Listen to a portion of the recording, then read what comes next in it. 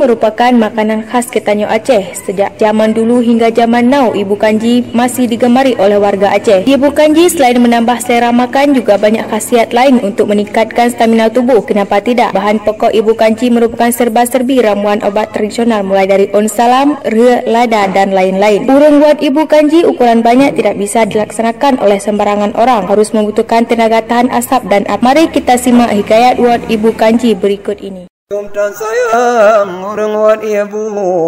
dalam apui bilangan mata poh dua uro kagejakku minta kaya bu laju ku yang na ditanya lain tengut menggro-gro baru dipugo omote asa hokaya sigam nejak cau ibu nyopat beli di lunjuk yang raya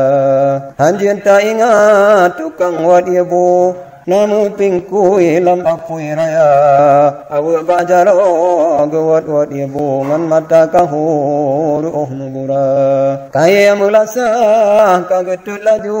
apui ji puhu pakiban cara kadang nama no atago bantu gutete laju gerah lam tima letan manfaat sayang jeb ibu obat endatu virus corona terima genase urang wat ibu butat nit gaji berayu sabar na urang gasih sayang anta untung na ibu buka puasa punya lagelon cit galak tak ibu ada le kue hana merasa cukup gembira cok ibu kanji tak meriti dum anak dara ladum baciri ladum babudidi yang ladum lagi naba pluk saka yang bagi ibu kadang dibantu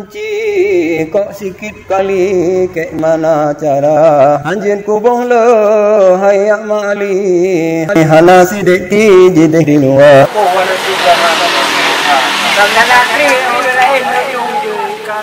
wahai mumsi dan oleh jurung berata dusun wat ibu guna perangkat desa yang dalam kampung tolong menolong jak minta dana terima guna se oleh jurung putua dusun dan anak muda talake doa bakpo kurabun dalam Ramadan betu corona oh no habalun wahai tungkulun putua dusun sino